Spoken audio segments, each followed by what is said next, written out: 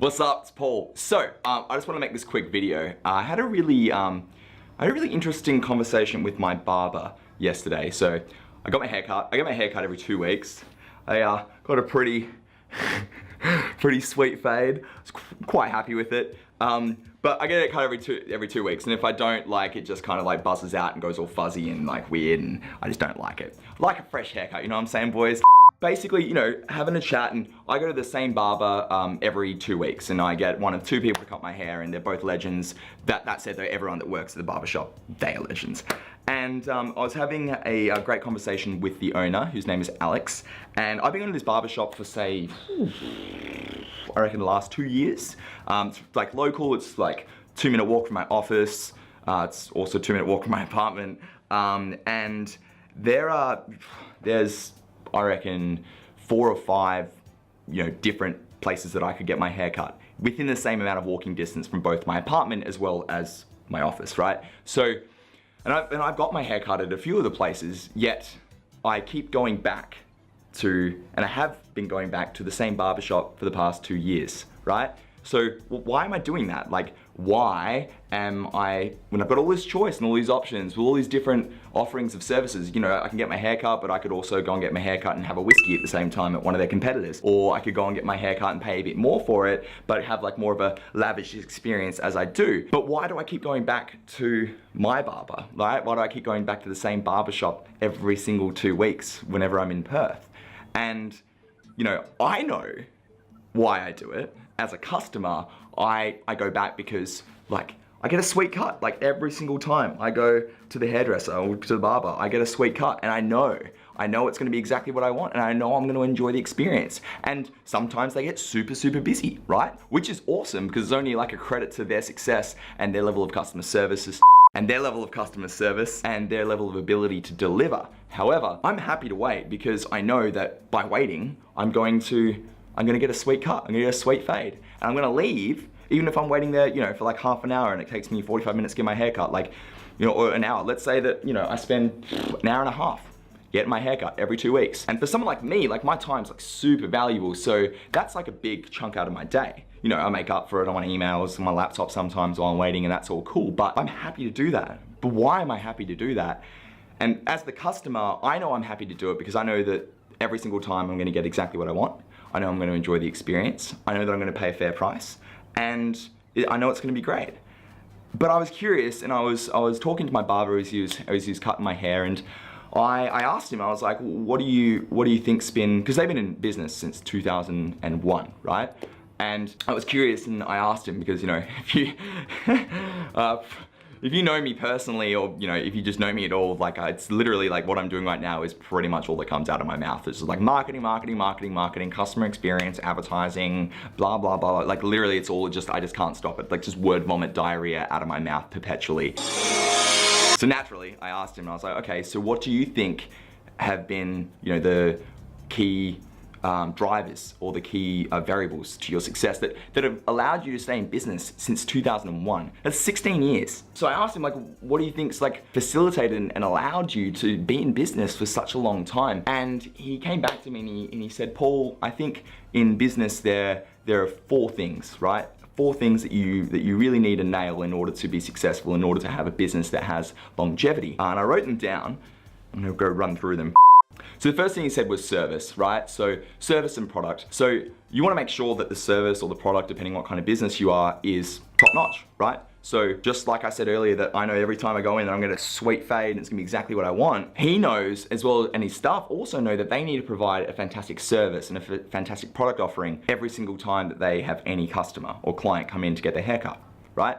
And I think that's absolutely paramount, because at the end of the day, like, if you remove all of the bells and whistles, if you remove all the fancy thrills and thrills from any business, ultimately at the end of the day, what people are paying for is the core product offering or the core service that you're delivering them.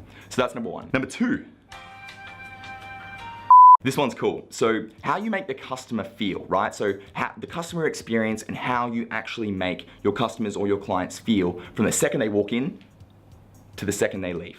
right? And it's everything, and it's small little things, right? It's saying, "G'day Paul, how you going?" when you walk in. You may be busy as fuck, and you may be like in the middle of cutting someone's hair, like snip, snip. Turning around just saying, "Hey Paul, how you going?" to customers you already know, or to customers you don't know that you haven't served before. "Hey, how you going? Please take a seat, probably about 5-10 minutes until we cut your hair. We'll see you soon." Making them feel welcome, right? Making them feel like a human the second they walk in. And making them feel like they belong, and not making them feel like awkward for being there or to come and get their hair cut. Like, you wanna make people feel as comfortable as possible when you're in business, right? And you wanna make that like feeling and that experience extend to the second they get into the seat, to getting to know who they are, learning their name if they're a new customer, getting to learn about what they do, chitting, chatting, like all of that. And you wanna make them feel good, because people are gonna remember how you make them feel ultimately over everything else. Or sometimes even to the detriment of point number one, right? Like, you could get a somewhat mediocre or somewhat subpar haircut, but if you really enjoy the experience and you're like, you know what, next time, like,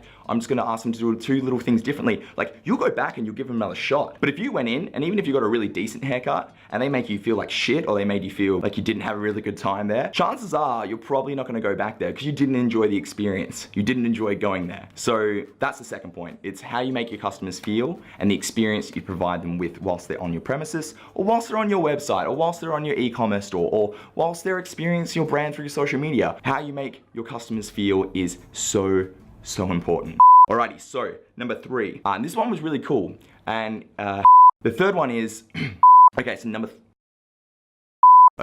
3, and this one's really cool. It's consistency of delivery. So if I was to go into said barbershop, and I like very pedantic and OCD, and like, I want my hair to be exactly like this, and I want this to be shaved like this, and I want this to be a fade like this, and I want there to be a line like this.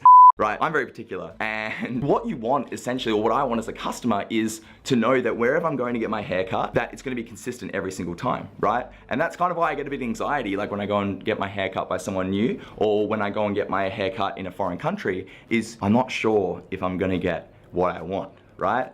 And the thing with getting a haircut as well, it's like, it's on your fucking head.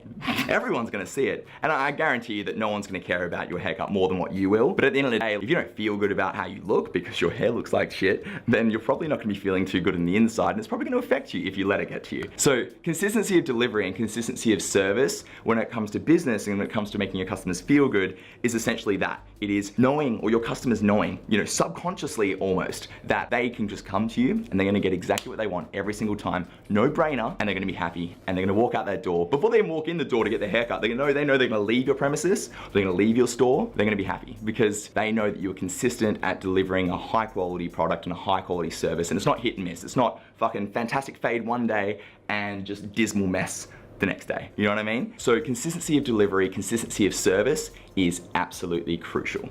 And the fourth point is that you need to be appropriately priced, right? And I think especially in a service-oriented niche where you're operating at a price point around $20 to $30, $35 for a male haircut, I think being appropriately priced in the market space, especially when you have such a high level of competition locally as well, like this barbershop does, I think being appropriately priced is super important. So making sure your price point is on par with the expectations, what your audience is, or audience has for what they're willing to part with by walking into your barbershop is really important. And that all comes down to, you know, the quality of your service, your inherent brand, but I think more importantly, it really comes down to what is the general expectation of what your audience expects to pay for that service in your marketplace, right? Anyway, I hope this has been helpful. Mad props to my barber. Thank you, Alex. What's up, Sandro? And I'll talk to you guys next time. Peace.